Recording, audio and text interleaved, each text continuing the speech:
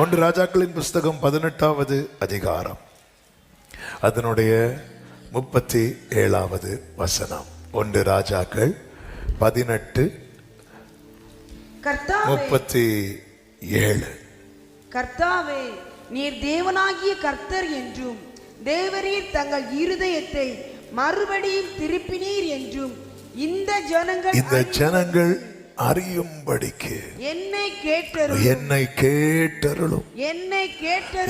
கேட்டருளும் என்றார். ஹல்லேலூயா. கடந்த நாள் இந்த வார்த்தை ஆண்டவர் நினைவிலே கொண்டு வந்தார். இப்போ எலியா எந்த ஒரு நிலையில, ஒரு நிர்பந்தமான நிலையில நிற்கிறார் என்றால் கண்டிப்பா கர்த்தரிடத்திலிருந்து பதில் வந்தே ஆக வேண்டும் என்கிற ஒரு நிர்பந்தமான நிலையில நிற்கிறார்.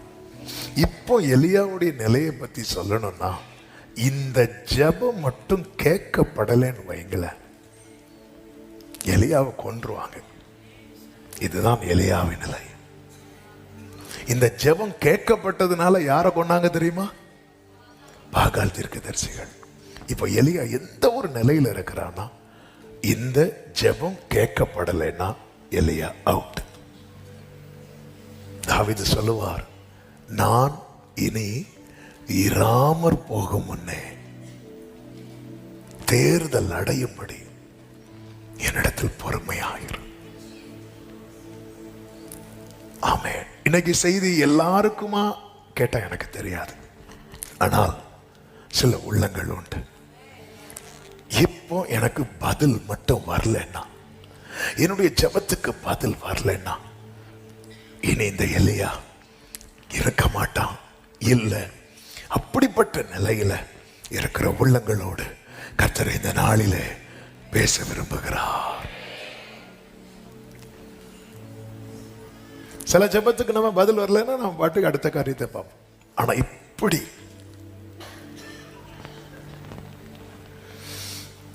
சில ஸ்திரீகள் பேதுரு சிறைச்சாலையில் அடைக்கப்பட்ட போது கூடியிருந்து ஜெபித்தார்கள். அந்த ஜெபத்துக்கு பதில் வரலன்னா யாரு இல்ல தெரியுமா?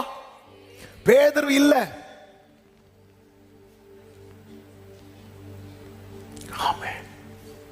நான் தாகத்தில் சாக வேண்டுமா என்று சிம்சோன் ஒரு பள்ளத்தாக்கில் இருந்து கேட்கும் போது கர்த்தர் பள்ளத்தாக்கை பிளந்து தண்ணீரை கொடுத்தாரு. அந்த ஜெபத்துக்கு பதில் வரலன்னா யார் இல்ல தெரியுமா? சிம்சோன் இல்ல. யாபோக்காற்றின் கரையில் இருந்து கண்ணீரோடு அழுது கெஞ்சினான யாக்கோபு, அந்த கண்ணீருக்கு மட்டும் பதில் வரலன்னா யார் இல்ல தெரியுமா? யாக்கோபு இல்ல.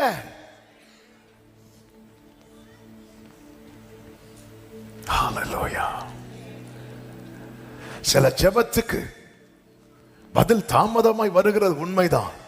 ஆனா சில சிச்சுவேஷன் வரும் பாருங்க, அந்த இடத்துல மட்டும் அந்த ஜெபத்துக்கான பதில் வரல, கொஞ்சம் தாமதித்திருந்தால் கூட அவங்க இல்ல. எலியாவை எப்படி சாரிபாத்தின் ஊர்ல சாரிபாத் விதவினிடத்தில் சரியான நேரத்தில் அனுப்பினாரோ, கொஞ்சம் தாமதித்திருந்தா கூட அவளையும் அவள் மகனையும் எலியா உயிரோடு பார்த்திருக்க மாட்டார். எப்படி அன்று எலியாவை சரியான நேரத்தில் கர்த்தர் சாரிபாத்தின் விதவையினிடத்தில் அனுப்பினாரோ, அதே போல இந்த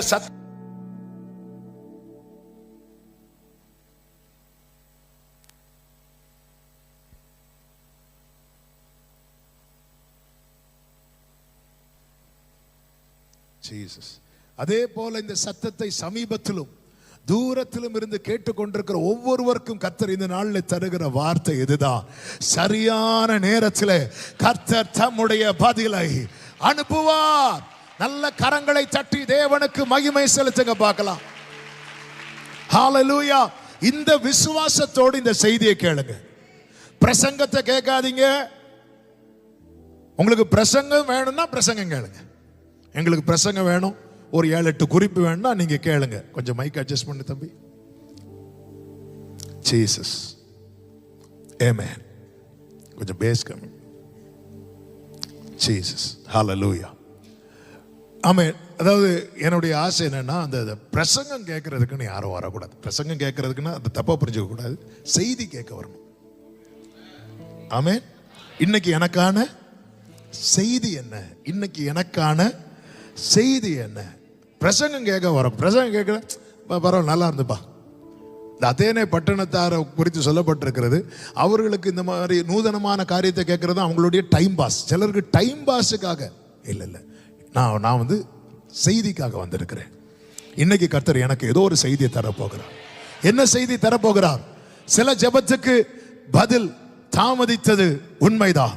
ஆனா இப்பொழுது எலியா இருக்கிற சிச்சுவேஷன், பாகால் தீர்க்கதரிசிகள் 450 பேர் இருக்கிறாங்க. ஆகாப் ஏற்கனவே கொலவெறியில் இருக்கிறான். ஏசபேல் சொல்லவே வேண்டாம். ஆமென். ஜனங்களும் வந்துட்டாங்க. எல்லாரும் நிற்கும் போது எலியா கர்த்தரை நோக்கி பார்க்கிறான். இப்போ எலியா நிக்கிற டைம் எந்த டைம் அப்படின்னா சாயங்கால வேளை. அதாவது 90% நேரத்தை யார் எடுத்துட்டாங்க? பாகாலின் தீர்க்கதரிசிகள் எடுத்துட்டாங்க. அப்ப எலியாவுக்கு டைம் கூட இல்லை, டைம் கூட இல்லை, நேரம் கூட இல்லை. ஆண்டவரே நேரம் இல்லை. அந்த நேரத்தில் எலியா எப்படி அந்த இந்த சத்தம், கொஞ்சம் முன்னாடி வர ஜாலியா நின்றுட்டு இருப்பாரு. பாகால் தீர்க்கதரிசிகள் சொல்லுவார், என்ன சொல்லுவார்னா, கொஞ்சம் கூட சத்தமா கூப்பிடு, அவர் ஏதாவது போயிருப்பார், மத்திய ரொம்ப நேரம் வெயிட் பண்ணதில்ல, இப்படி பேசிட்டு இருந்த ஆளு இப்போ என்னை கேட்டருளோ, என்னை கேட்டு அருளோ. எலியா என்பவன் நம்மை போல. ஹல்லேலூயா. சில காரியத்துக்கு எனக்கு பதில் வந்தே ஆக வேண்டும். அப்படிப்பட்ட நிலையில் இருக்கிறவங்களை இப்ப கை தூக்க சொன்னா இதுல 90% கை தூக்குவீங்க. ஏன்னா இன்னைக்கு உள்ள கூட்டத்தை கர்த்தர் அப்படிப்பட்ட கூட்டத்தை தான் கொண்டு வந்திருக்கிறார். இந்த செய்தி அவர்களுக்கானது. ஆமா, அப்படிப்பட்ட ஒரு கூட்டத்தை தான் ஆண்டவர் ஆன்லைன்ல இணைந்து இப்பொழுது இன்னைக்கு பார்க்க வச்சிருக்கிறார். இது நேத்து உள்ள மீட்டிங் அல்லவா? நேத்து மீட்டிங் நடந்திருந்தா ஒருவேளை இந்த மாத வாக்குத்தத்த வசனத்தை எடுத்து பேசி இருக்கலாம். ஆனா மீட்டிங் ஒரு நாள் டிலே ஆனதும் கர்த்தர் வேட மாத்துறார். இன்னைக்கு இந்த வார்த்தையை கர்த்தர் பேச வைக்கிறார். ஹல்லேலூயா. என் ஆண்டவர் சமயத்துக்கு ஏற்ற வார்த்தையை தருகிறவர். ஆமென் சொல்லுங்க பார்க்கலாம். கர்த்தருக்கு மாத்திரம் மகிமை உண்டாவதாக. நல்ல கவனமா கேளுங்க. எலியா ஜெபத்துக்கு கர்த்தர் என்னை கேட்டருளும் என்று சொல்லும் போது கொஞ்சம் பேஸ் கம்மி பண்ணு. கர்த்தர் பதிலை கொடுக்கிறதை நம்மால் பார்க்க முடியும். ஏனென்றால் எலியா அப்படிப்பட்ட நிலையில் இருக்கிறான். எலியா நிற்கிற ஒரு 5 சூழ்நிலை.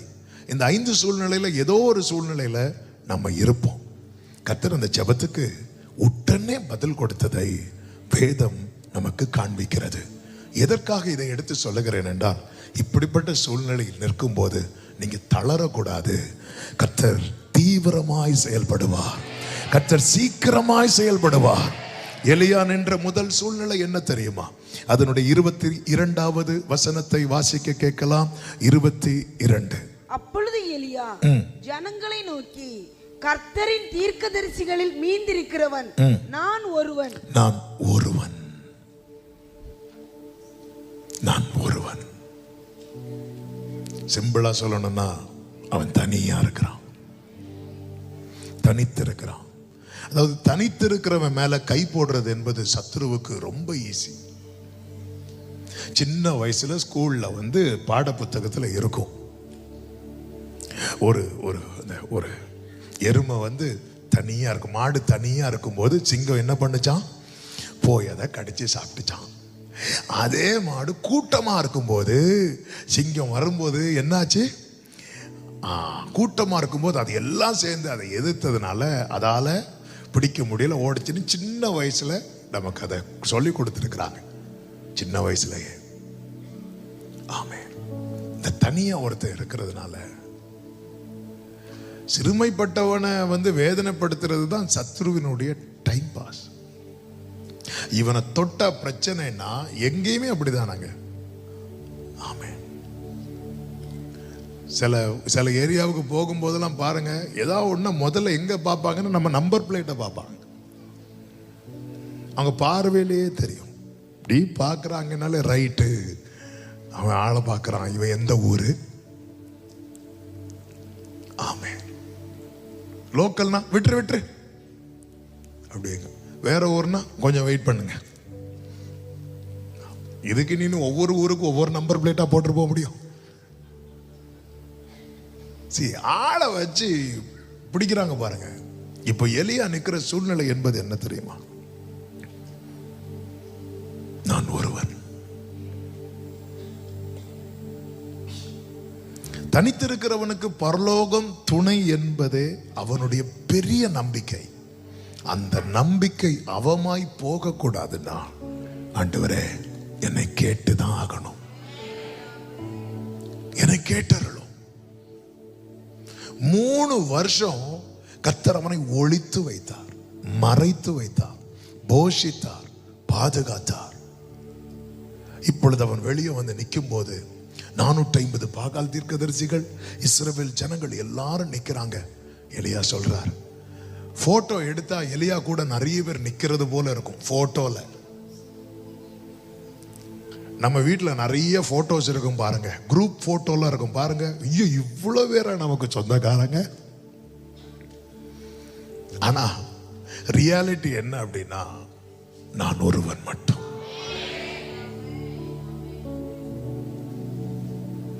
ஹல்லேலூயா ஜீசஸ்.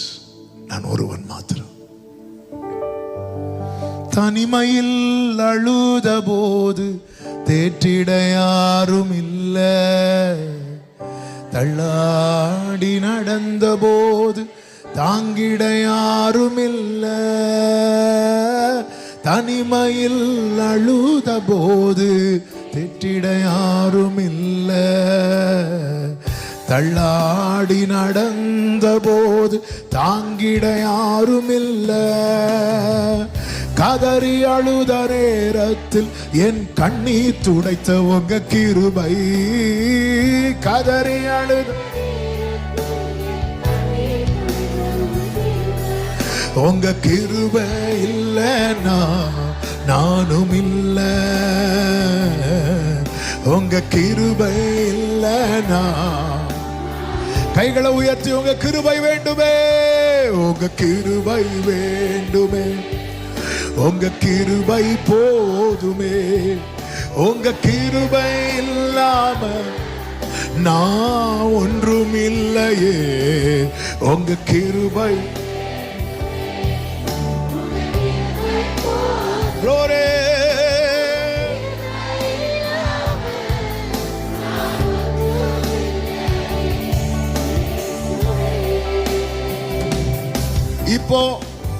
இப்போ இந்த எலியாவுக்கு மட்டும் பதில் கிடைக்கலன்னா உலகமே முத்திரை குத்திவிடும். இவன் தனியாதான். என்ன முத்திரை குத்தும் தெரியுமா? நம்மளும் இவனை கைவிட்டோம், அடுத்து கர்த்தரும் கைவிட்டா. ஆண்டவரே எப்படிங்க இருக்கும்?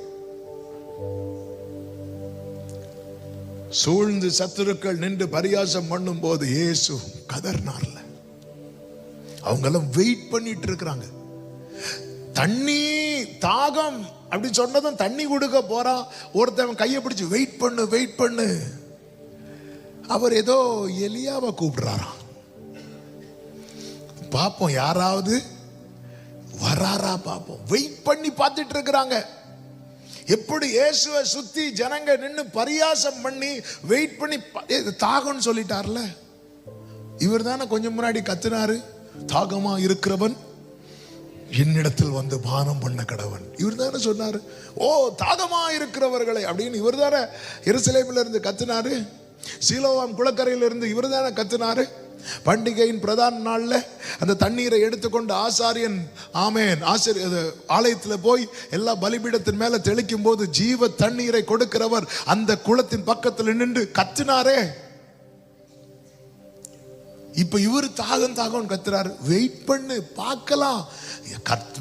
இவர் கூப்பிடுறாருல ஒருவரை பிதான்னு, அவர் யாரையாவது அனுப்புறாரா பார்க்கலான்னு வெயிட் பண்ணு அப்படின்னாங்க. வரல யாரும். உடனே என்ன பண்ணாங்க தெரியுமா? நாங்க உங்களுக்கு தண்ணி தாரோன்னு சொல்லி கசப்பு கலந்த காடியை தோய்த்து அப்படி கொடுக்குறாங்க பாருங்க. ஆண்டவரே என்னை நீங்க கேட்டருளலைன்னா எனக்கு உலகம் கசப்பு கலந்த காடியை கொடுக்கிறதுக்கு ரெடியா இருக்கிறான். பைபிள் சொல்லுது அவர் ருசி பார்த்து.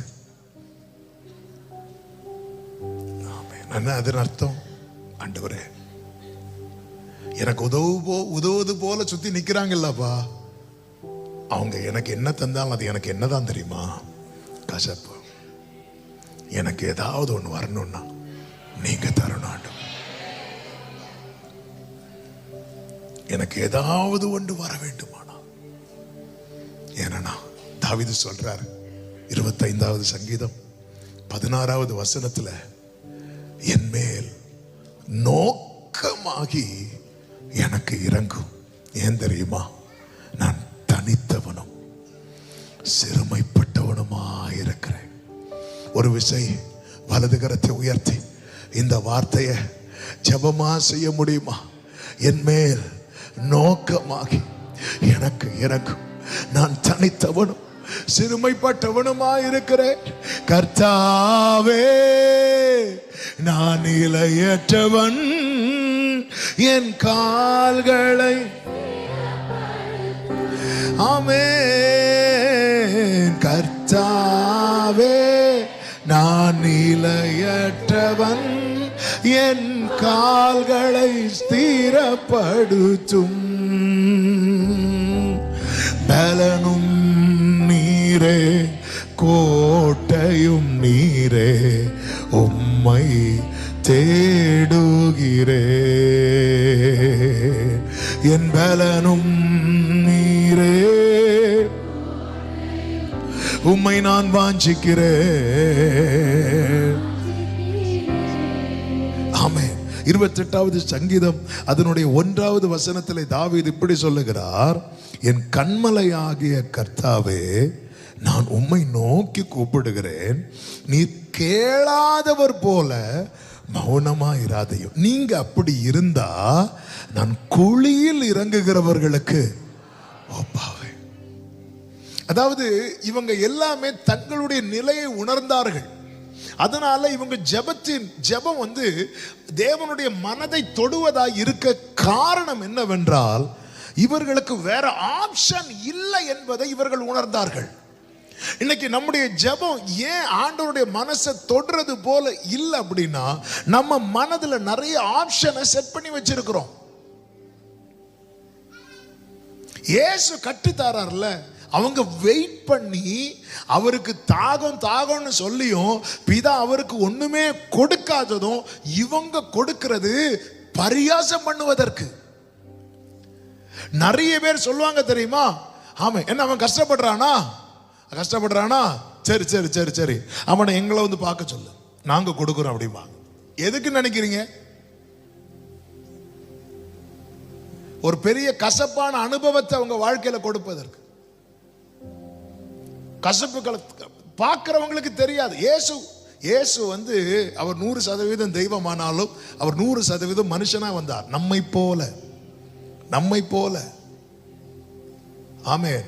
ரோமர் 8:3 என்ன சொல்லப்பட்டிருக்கிறது? ரோமர் 8:3 வாசியுங்கள்.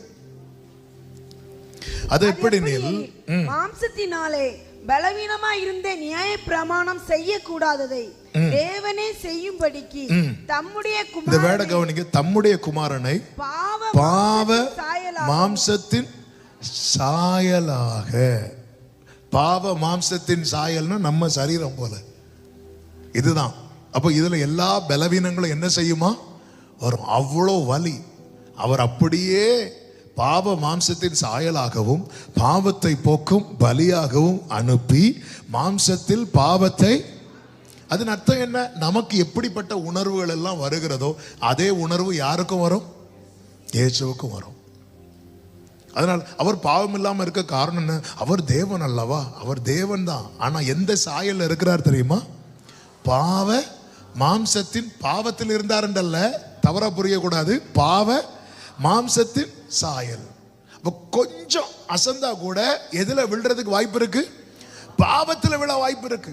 ஆனால் அவர் பாருங்கள், பரிசுத்த ஆவியின் நிறைவினாலே, ஆவியானவராலே கொண்டு வரப்பட்டு ஃபுல்லா கம்ப்ளீட்டா ஹோலி ஸ்பிரிட்டோட கண்ட்ரோலுக்கு தம்மை கொடுத்துட்டார். அப்போ அவர் நினைச்சா அவர் பக்கத்துல பாவம், அதாவது விபச்சாரி பாவி என்று சொல்லப்படுகிற ஸ்திரீ வந்து பாதத்துல வந்து விழுந்து அவ வந்து இவரை பாவியாக்கல, அவ பரிசுத்தமாயிட்டு போறா. ஓ ஜீசஸ். இப்படிப்பட்ட வாழ்க்கைய நம்மில் வெளிப்படுத்த வேண்டும் என்பதுதான் தேவனுடைய திட்டம். எனவேதான் இயேசுவின் மேல இறங்கின அதே ஆவியானவர் நம்மை பிள்ளைகளாக்கி நம்ம மேலே வந்து இறங்கி இருக்கிறார். இப்போ அவர் துடிக்கிறார். நமக்கு தெரியும் சிலுவையில் இயேசு கைவிடப்பட்டதை. அப்போ ஆண்டவரே தாகமா இருக்கிறேன், ஏலி ஏலி லாமா சபக்தாடின்னு சொல்லும் போது அவங்க நினைக்கிறாங்க இவர் எலியாவை கூப்பிடுறாரோ. வெயிட் பண்ணு, யாராவது வாராங்களா பார்ப்போம், வெயிட் பண்ணு. ஏதோ பயங்கரமா பேசிட்டு இருந்தாங்க, ஜோம் பண்றேன் கர்த்தர் செய்வார்னு சொல்லிட்டு இருந்தாங்க. ஒன்னையுமே காணோம். வெயிட் பண்ணு, ஒண்ணுமே நடக்கலையா, இந்த வருஷம் நடக்கலையா, எங்களை வந்து பார்க்க சொல்லுங்க, நாங்க போற இடத்துக்கு வர சொல்லுங்க, நாங்க வழிபடுற இடத்துல வந்து நிக்க சொல்லுங்க. எதுக்கு சொல்றாங்கன்னு நினைக்கிறீங்க? உங்களுக்கு ஏதாவது தரலாம்னா இல்ல, உங்களுக்கு ஒரு கசப்பான அனுபவத்தை கொடுப்பதற்கு. நமக்கும் தோணும் பரவாயில்லையே, இயேசு கிறிஸ்து டேஸ்ட் பண்ணார்ல. ஏன் தெரியுமா? அவ்வளவு தாகம். சரி டேஸ்ட் பண்ணி தான் பார்ப்போம். டேஸ்ட் பண்ணதும் கசப்பு. ஆமென். ஆண்டவர் கட்டுத்தரார். பிதா தராதத உலகம் பல ஆஃபர் பண்ணும், நீ இங்க வா, அது தாரேன்னு. நீ போயிட்டேன்னு வச்சுக்கோய, அது உனக்கு மதுரத்தை கொடுக்காது, அது உனக்கு கசப்பை கொடுக்கும். பிதா தருவது அது மதுரமா இருந்தாலும் அது மாறாவா இருந்தாலும் அதை மதுரமாக்கும்படி கர்த்தர் கூடவே இருக்கிறார். இன்னைக்கு சிலர் ட்ராக் மாத்துறதுக்கு ரெடியா இருக்கிறீங்க. என்னுடைய ஆவியில நான் அதை உணர்கிறேன். ஜெபித்து நவம்பர் மாதம் வரை வந்தாச்சு. இல்ல, அவங்க கூப்பிடுறாங்க, அவங்க கூட போய் நின்னா, அவங்க கூட போய் இந்த நபரை பார்த்தா, அவங்க கூட போய் இங்க கோயில் போனா, அங்க போனா இது கிடைக்கும், இது நாங்க உங்களுக்கு செய்யறோம், இதை ஒண்ணு மட்டும் நீங்க செய்யுங்கன்னு சொல்லி இருக்கிறாங்க. செஞ்சுதான் பாப்போமே. செஞ்சா தரமாட்டாங்களா? தருவாங்க. ஆனா அது எதுவாக தான் இருக்கும் தெரியுமா உங்களுக்கு? கசப்பாக தான் இருக்கும். ஆவியானவர் சபைகளுக்கு சொல்லுகிறதை காதுள்ளவன் கேட்க கடவன். ஹalleluya. நீங்க தாங்க ஆண்டவரே, நீங்க தரலன்னா நான் குழியில் இறங்குகிறவர்களுக்கு. கொஞ்சம் யோசித்து பாருங்க. எலியாவுக்கு பதில் கிடைத்ததும் பாகால் தீர்க்கதரிசி, நான் 5ன்னு சொன்னேன், 5 எப்படி போகும்னு தெரியாது, 5 போட்டோம், செய்தி இருக்கு. நான் அதான் ஆரம்பத்தில் சொன்னேன். நம்ம எதுக்கு வரல? பிரசங்கம் வரல, செய்தி. ஆமென். கொஞ்சம் யோசித்து பாருங்க. இந்த பதில், அதாவது பாகால் தீர்க்கதரிசிகளுக்கு பதில் கிடைக்காதது மேட்டர் கிடையாது. ஆனா ஜெபிக்கிற ஒரு தேவ பிள்ளைக்கு பதில் கிடைக்காதது பெரிய மேட்டர் ஆக்கப்படும். அது பெரிய இஷ்யூ ஆக்கப்படும். அது ஒரு பெரிய விஷயமாக்கப்படும். ஹalleluya. காரணம், நாம் ஆராதிக்கிற தேவன் ஜெபத்தை கேட்கிறவர் என்பதை உலகம் அது நம்புது. ஆமென் சொல்லுங்க பார்க்கலாம். நாம் ஆராதிக்கிற தேவன் ஹalleluya ஜெபத்தை கேட்கிறவர். ஜெபத்தை கேட்கிறவரே, மாம்சமான யாவரும் உம்மிடத்தில் வருவார். ஜெபத்தை கேட்கிறவர். ஹalleluya. அவரை போல நம்முடைய சபை விசுவாசி ஒரு சகோதரி, அவங்க இப்ப வெளியே இருக்கிறாங்க.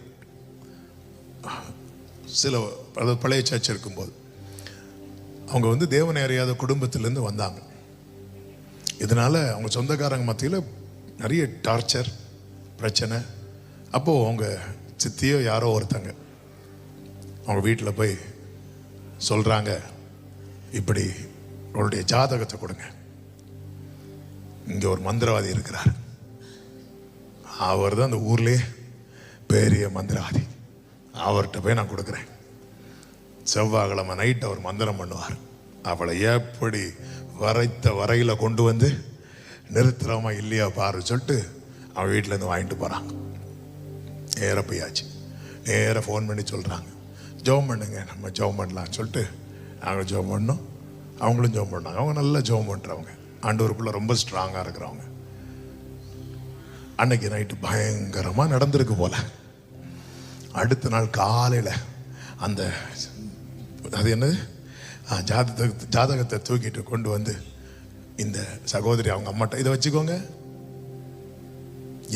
என்னாச்சு? வரைச்ச வரையில நிறுத்தலையா? அவர் லைனை போட்டு அவர் ஓடிட்டார். ஏன் ஓடிட்டார்? அவர் பண்ணும்போது அந்த இவர் அனுப்பி விட்டார்ல, அதுகளுக்கு அந்த அம்மா கிட்ட போகவே முடியலையா? ஏன்னா அந்த சிஸ்டருக்குள்ள ஏதோ ஒரு ஒளி எரிஞ்சிட்டே இருக்கு. அந்த ஒளியை பார்த்து எல்லாமே பயந்து பயந்து ஓடிட்டே இருக்கு. அந்த மந்திரவாதி சொன்னாரா, இங்க பாரு, வேற யாருக்கு மந்திரம் பண்ண சொல்லு, நான் பண்ணிடுவேன். ஆனா அந்த சகோதரி ஒரு ஆளை நோக்கி கூப்பிடுதில்ல, அதுதான் பெரிய சக்தி. அதை ஜெயிக்கிற சக்தி கிடையாது. ஆமென், ஹல்லேலூயா. நம்ம நேர அவரை இயேசு அப்படிமோ, சாத்தான் சாத்தான் அப்படிமோ. ஏன்னா சாத்தானுக்கு அவ்வளவு மரியாதை கொடுக்கலன்னு கடிச்சிருவான். இந்த சாத்தான் தன்னை எப்படி காண்பிப்பான் என்றால் இயேசுவுக்கு நிகரானவனாக. ஆனால் சாத்தான் தூதர்களில் ஒருவன், அதுவும் விழுந்த தூதன். ஆண்டவர் சாத்தானை யாரை வச்சு தான் டீல் பண்றாரு நினைக்கிறீங்க? தூதனை வச்சு தான் டீல் பண்றாரு லாஸ்ட்ல. அதாவது நாம் ஆராதிக்கிற தேவனுடைய காலுக்கு கீழே நசுங்குகிறவன் தான் யார் தெரியுமா? அதன் அர்த்தம் என்ன? அதுக்கு மேல அவனால வரவே முடியாது. நான் என் தேவனுக்கு காலுக்கு கீழே கிடக்கிறவன். நல்ல கரங்களை தட்டி ஆமென் சொல்லுங்க. இயேசுவை போல பெரியவர் இல்லை. நீ பெரியவர், அற்புதங்கள் செய்பவர், உம்மை போல யாரும் இல்லை. உம்மை போல யாரும் இல்லை. பெரியவர், உம்மை போல யாரும் இல்லை. உம்மை போல. ஹல்லேலூயா. தேவ பிள்ளைகளை இதை புரிந்து கொள்ள வேண்டும். எனக்கு அங்கிருந்து பதில் வரலன்னா, எனக்கு சப்போர்ட் பண்றது மாதிரி உலகம் உறவுகள் எல்லாம் சுத்தி நிக்கிறாங்க. ஆனா அதுல என்ன தோய்த்து தராங்க தெரியுமா? கசப்பு. ஒரு காரியத்தை செஞ்சுட்டு ஒரு தலைமுறை வரைக்கும் சொல்லி காட்டுறவங்க. பாரு, பைபிளை தூக்கிட்டு போனா கடைசியில வேற வழி இல்லாம நம்ம கிட்டதான் வந்தா. எந்த கல்யாண வீட்டுக்கு போனாலும் இதுதான் டாபிக். எந்த பர்த்டே வீட்டுக்கு போனாலும் இதுதான் டாபிக். இதை டாபிக் ஆக்குறதுக்குன்னே பிள்ளைக்கு பர்த்டே ஃபங்க்ஷன் எடுப்பாங்க. சிலர் பார்த்துருக்கீங்களா? ஆமே, ஐயோ இவங்களை பத்தி 4 பேர்ட்ட சொல்லி ஆகணுமே, என்ன பண்ணலாம்? வீட்டு கூட்டம் வைப்போம், பாஸ்டர்ட்ட சாட்சி கேட்போம், அடிச்சு விடுவோம். ஆமே, சில ஃபங்க்ஷன் வைக்கிறதே அதான் வேதத்தில் சொல்லப்பட்டிருக்கிறது. நான் நிறைய பேருக்கு பாடல் ஆயிட்டேன். பரவாயில்ல, நம்மளை பத்தியும் பாட்டு எழுதுறாங்க. ஆமாம், நீங்க எத்தனை பேர் உங்களை வச்சு பாட்டு எழுதுறாங்க தெரியுமா? உங்களுக்கு தெரியாது. உங்களை சங்கீதம் பாட சொன்னா ஒழுங்கா சங்கீதம் பாடுங்க, இல்லைன்னா உங்க சங்கீதம் நிறைய பேர் பாடிட்டு இருப்பாங்க. நீங்க சங்கீதம் பாட சொன்னா ஃபுல்லா புலம்பல். அதனால சத்துரு சங்கீதம் பாடுறான். நீங்க சங்கீதம் பாடினா சத்துரு புலம்பல் பாடுவான். ஆமென். என்னை கேட்டருளும் ஆண்டவரே, என்னை கேட்டருளும். கொஞ்சம் யோசித்து பாருங்க. ஆண்டவர் இப்படிதான் பார்க்க வைக்கிறார். ஒருவேளை அந்த இடத்துல எலியாவுக்கு பதில் கிடைக்கலன்னா, பாகால் தீர்க்கதரிசிகளுக்கு பதில் கிடைக்காத போது எந்த ஜனங்களாவது கேட்டாங்களா?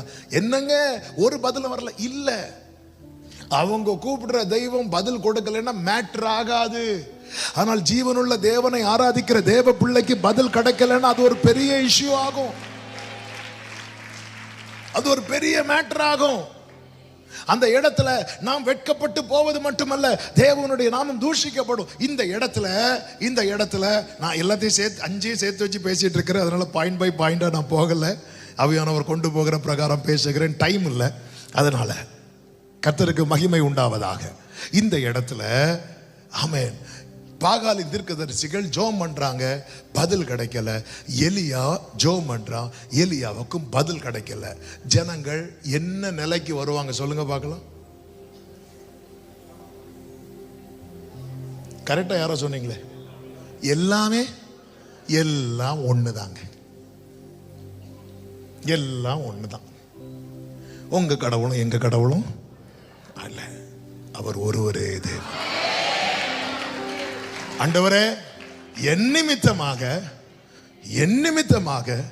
என்னுடைய புத்தீனத்தின் நிமித்தமாக, என்னுடைய ஆண்டவரே அறிவீனத்தின் நிமித்தமாக என்ன சூழ்ந்திருக்கிறவங்க எல்லாம் ஒண்ணுதான்னு சொல்லக்கூடாதப்பா. நீர் ஒருவரே தேவன். ஜீசஸ். நான் சொல்ற வார்த்தை எத்தனை பேருக்கு புரிகிறது? என்னுடைய புத்தியினத்தின் நிமித்தமாய், என்னுடைய அறிவினத்தின் நிமித்தமாய், ஆண்டவரே ஆண்டவரே என்னுடைய ஞான குறைவின் நிமித்தமாய், ஆண்டவரே என்னை சுத்தி இருக்கிறவங்க எல்லாம் ஒண்ணுதான்னு சொல்லக்கூடாது. கர்த்தர் ஒருவரே, கர்த்தரே தெய்வம். ஓ ஜீசஸ், ஓ ஜீசஸ். இங்க அதான் நடக்குது. அவன் ஜெபம் கேட்கப்படலன்னா எதுக்காக என்னை கேட்டருளும்? என்னோட தனியா நிக்கிறேன். நீங்க என்ன கேட்கலன்னா எந்த கை எலியா மேல விழவுன்னு தெரியாது.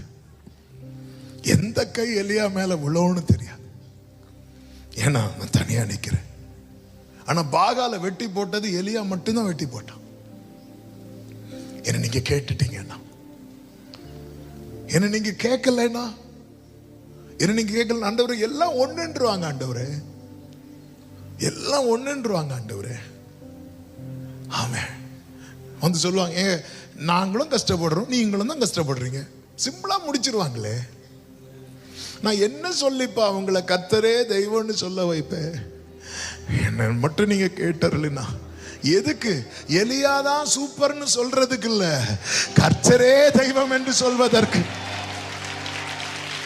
ஆண்டவரே, ஆகாபா எலியாபா என்கிற மேட்டர் இல்லப்பா, பாகாலா கர்த்தரா என்கிற மேட்டர். ஆண்டவரே, ஓ ஜீசஸ், ஜீசஸ். நாங்களும் கிறிஸ்தவங்க தானே, நீங்களும் கிறிஸ்தவங்க தான். என்ன விசேஷம் ஆயிட்டு உங்களுக்கு? நீங்க போற இடத்துல ஒரு சிலுவை கூட இல்லையே. கேக்குறாங்களா? நீங்க எதை பார்த்து கும்பிடுவீங்க? நாங்களும் கிறிஸ்தவங்க தான், நீங்களும் கிறிஸ்தவங்க தான். என்னங்க வித்தியாசம் இருக்கு? அடிக்கிறாங்கல்ல.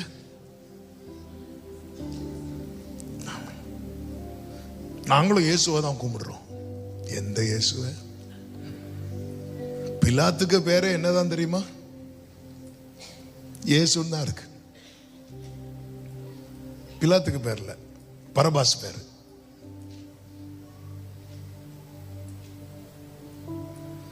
ஆமென். அதாவது ஆண்டவரே என்ன வச்சு, இதுதான் நமக்குள்ள அந்த வைராக்கியம். எல்லாம் ஒண்ணுதான் இல்ல. நேபுகாத்நேச்சர் சொல்றா, உன்னதமான தேவனுடைய தாசர்களே, சாத்ராக் மேஷாக் ஆபேத்நேகோ ஆராதிக்கிற தேவனே உன்னதமானது. ஆமென் சொல்லுங்க பார்க்கலாம். ஆமென் சொல்லுங்க பார்க்கலாம். ஹalleluya. ஆமென். நாம் ஆராதிக்கும் தேவன் நல்லவர், விடுவிக்க வல்லவரே. நாம் ஆராதிக்கும் தேவன் வல்லவர், விடுவிக்க வல்லவரே. எரிகிற அக்கினிக்கும் ராஜாவுக்கும் விடுவிக்க வல்லவரே. சொல்லுவோம்.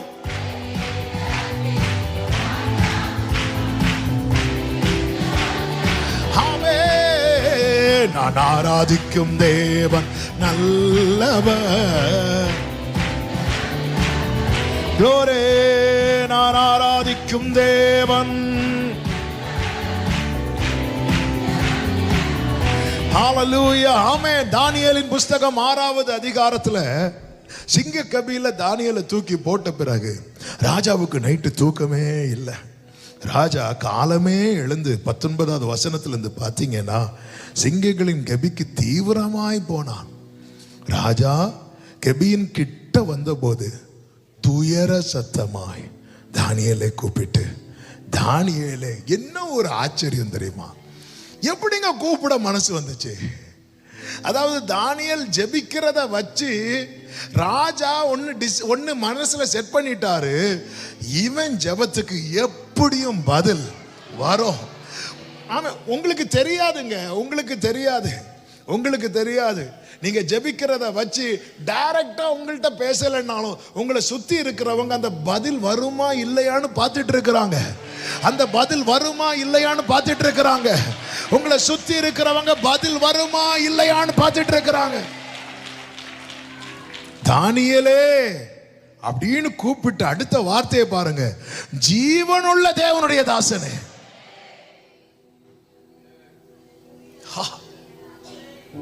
நீ இடைவிடாமல் ஆராதிக்கிற உன் தேவன் உன்னை சிங்கங்களுக்கு தப்புவிக்க, அவரால் அக்கினி சூளைக்கு தப்புவிக்க முடிந்தது. இப்ப எனக்கு என்ன தெரிஞ்சுக்கணும்னா, அவரால் சிங்கங்களுக்கு தப்புவிக்க முடியுமா? அப்படி கேட்டபோது தானியேல், ராஜாவே நீர் என்றும் வாழ்க, சிங்கங்கள் என்னை சேதப்படுத்தாதபடிக்கு தேவன் தம்முடைய தூதனை அனுப்பி அவைகளின் வாயை கட்டி போட்டார். உடனே ராஜா அவனை வெளியே கொண்டு வந்து, ஆமென், தான் ஆளுகிற எங்கும் உள்ளவர்களுக்கு என்ன எழுதுகிறான் தெரியுமா? 26வது வசனத்துல, ஆமென், என்னாலே தீர்மானம் பண்ணப்படுகிறது என்னவென்றால், அவர் ஜீவனுள்ள தேவன், அவர் என்றென்றைக்கும் நிலைத்திருக்கிறவர், அவருடைய ராஜ்யம் அழியாது, அவருடைய கர்த்தத்துவம் முடிவு பரியந்தம் நிற்கும். ஜீவனுள்ள தேவன். இந்த நிச்சயம் எலியாவுக்கு இருந்ததுனாலதான் எலியா கேட்கிறான், ஆண்டவரே என்னை கேளும், என்னை கேளும். இங்க இன்னொரு விஷயம் கூட இருக்கு பாருங்க.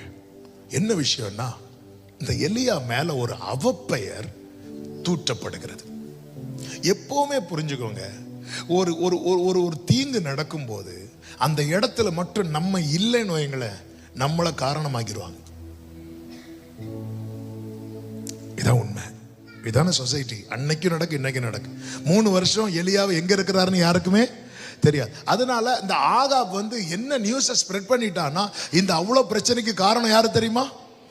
எலியாவை பார்த்ததும் ஆகாப் கேட்ட முதல் வார்த்தை என்ன தெரியுமா? 1 ராஜாக்கள் 18வது அதிகாரம் அதனுடைய 17வது வசனத்தை பாருங்கள். ஆகாப் எலியாவை கண்டபோது ஆகாப் அவனை நோக்கி, இஸ்ரவேலை கலங்க பண்ணுகிறவன் நீ அல்லவா என்றான். உண்மையிலே கலங்க பண்ணது யாரு? அடுத்த வசனத்துல எலியா சொல்றாரு, அதற்கு அவன், இஸ்ரவேலை கலங்க பண்ணுகிறவன் நான் அல்ல, கர்த்தரின் கட்டளைகளை நீயும் உம்முடைய தகப்பன் வீட்டாருமே. உண்மையிலே கலங்க பண்ணது யாரு தெரியுமா? ஆகாபும் அவன் குடும்பமும். ஆனா இப்ப யாரு இல்ல? ஒரு கேஸ் நடக்குங்க, 2 பேர் போனோம், ஒரு ஆள் போயிட்டாங்க, இன்னொரு ஆள் வரல. உடனே எப்படி தீர்ப்பாயிரம் தெரியுமா? வந்தவங்களுக்கு சாதகமா. பாரு, அவங்க கிட்ட தப்பு இருந்ததுனால தான் அவன் வரல, அப்படியே மாத்திடுவாங்க. பாருங்க, இவ்வளவு பிரச்சனையிலையும் ஆகாப் சொல்லியிருப்பான், நான் நிக்கிறேன்ல, எங்க எலியா, எங்க உங்க எலியா? ஓடுறான் பாத்தியா? ஏன் ஓடுறான் தெரியுமா? ஒளித்திருக்கிறானா, எங்கேயோ ஒளிச்சுட்டானாமே. ஏன் ஒளித்திருக்கான் தெரியுமா? அவ்வளவு பிரச்சனைக்கும் காரணம் யாருன்னு தெரியுமா? அதனாலதான் திருப்பி எலியா எந்த மட்டும் 2 நினைவுகளால் குந்தி குந்தி நடப்பீர்கள் அப்படின்னு சொல்லும் போது ஒரு ஆமீன் கூட சொல்லல, எல்லாம் அப்படி காட்டுறது. எங்களுக்கு யாரை நம்பனே தெரியல. இவன் மேல இருக்கிற இந்த அவப்பெயரை மாற்றணும். இப்ப ஜனங்கள் எல்லாருமே, அதனாலதான் வேதம் சொல்லுகிறது அதனுடைய 21ல, கர்த்தர் தெய்வமானால் கர்த்தரை பின்பற்றுங்கள், பாகால் தெய்வமானால் பாகாலை அவனை பின்பற்றுங்கள் சொல்லும் போது ஜனங்கள் பிரதியுத்தரமாக அவனுக்கு ஒன்றும் சொல்லவில்லை. ஆமென். சில காரணங்களை எலியா மேல ஒரு பகிரங்கமான ஒரு குற்றச்சாட்டை வைக்கிறாங்க. இந்த தேசம் இவ்வளவு வறட்சிக்கு காரணமே யார் அப்படின்னா இவன் தான். இது மாறணும், இது மாறணும். ஆண்டவரே, இது மாறணும்னா நீங்க எனக்கு பதில் தந்துதான் ஆகணும். இன்னைக்கு உங்க குடும்பத்துல பிரச்சனைக்கு உங்களை தனியா நிறுத்தி குற்றப்படுத்திட்டு இருக்கிறாங்க. சொந்தங்கள் உங்களை நிறுத்தி குற்றப்படுத்திட்டு இருக்கிறாங்க.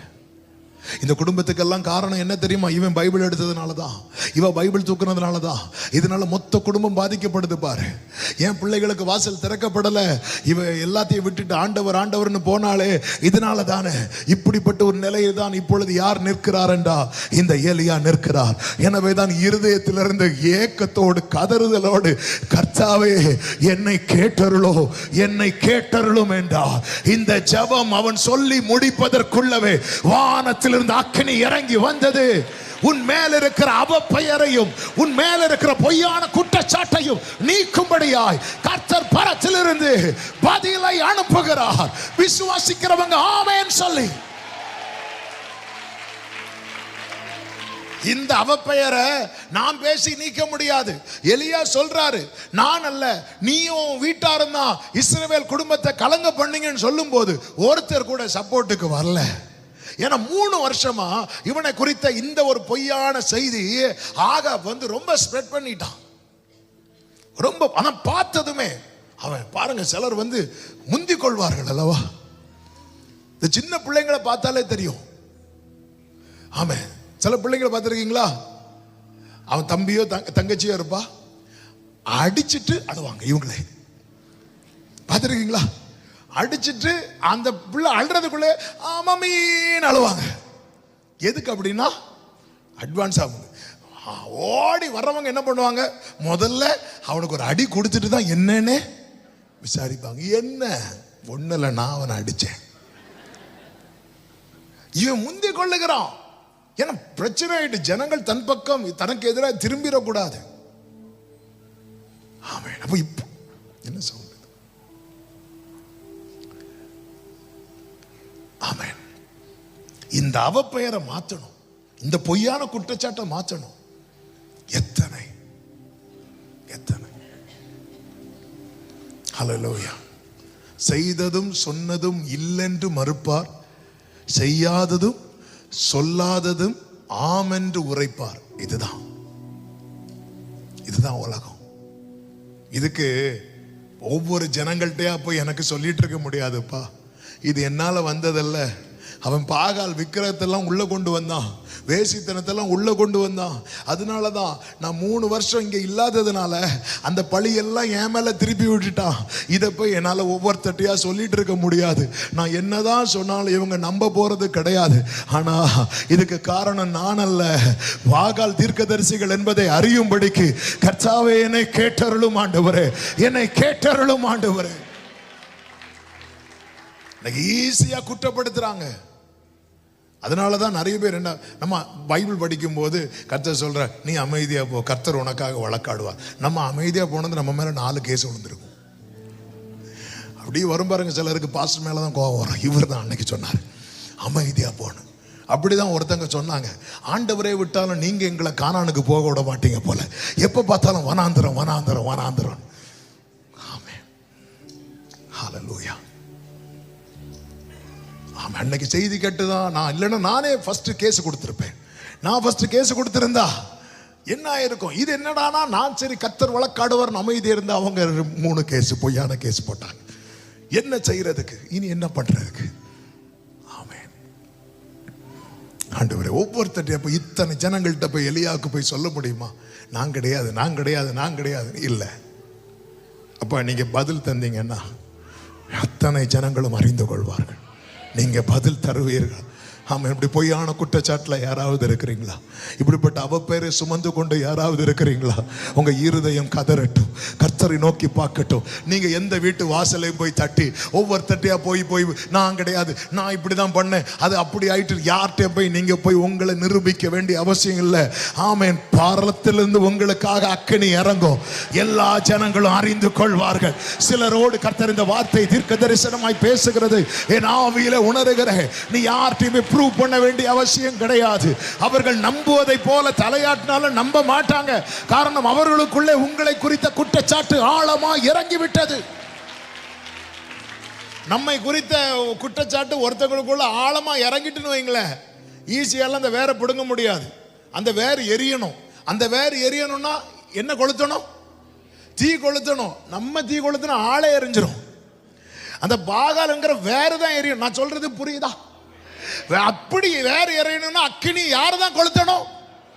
கர்த்தர் தான் கொளுத்தணும்.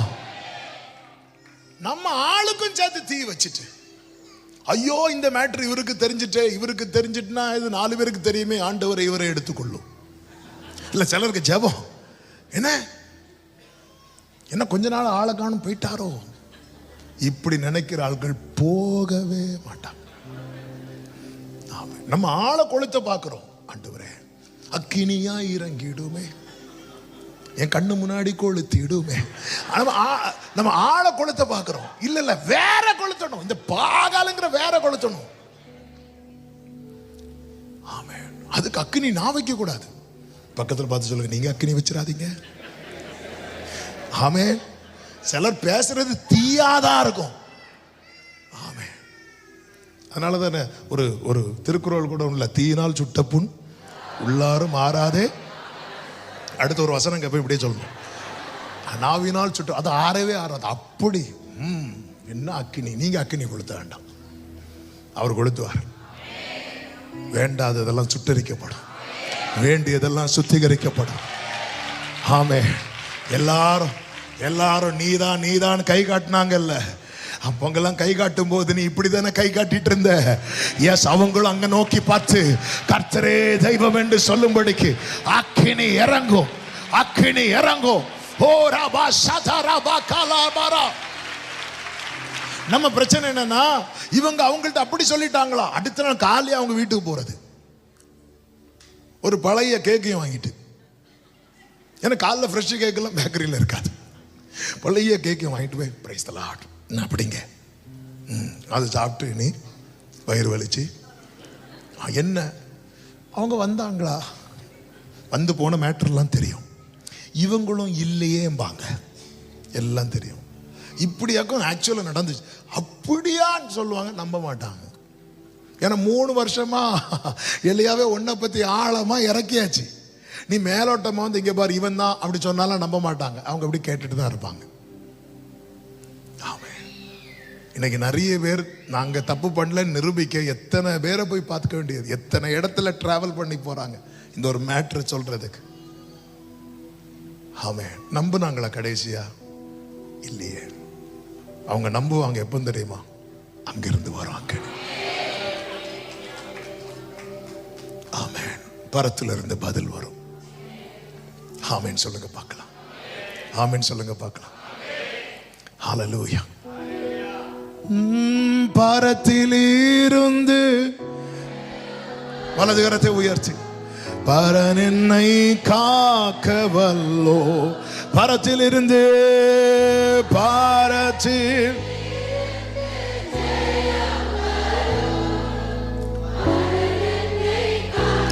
இன்னும் ஒரு காரியத்தை சொல்லி நான் ஜெபிக்க விரும்புகிறேன். டைம் ஆயிட்டு. ஆமென். இன்னும் ஒரு காரியத்தை சொல்றேன். இந்த ஜெபத்துக்கு பதில் வந்ததும் அடுத்து நடந்தது என்ன தெரியுமா? பாகால் தீர்க்கதரிசிகள் அழிக்கப்பட்டார்கள். இனி நம்ம எல்லைக்குள்ள அக்னி வல்லமை இருக்கக்கூடாது. பாகால் தீர்க்கதரிசிகள் எப்பொழுது அழிக்கப்பட்டார்களோ, 40-41 வாசியுங்கள். அப்பொழுது எலியா அவர்களை நோக்கி, நீங்கள் பாகாலின் தீர்க்கதரிசிகளில் ஒருவனும் தப்பி போகாதபடிக்கு அவர்களை பிடியுங்கள் என்றான். அவர்களை பிடித்த போது எலியா அவர்களை, அதாவது ஜெபத்துக்கு பதில் வந்ததும் ஜனங்கள் எல்லாரும் யாருக்கு அகைன்ஸ்ட் ஆயிட்டாங்க?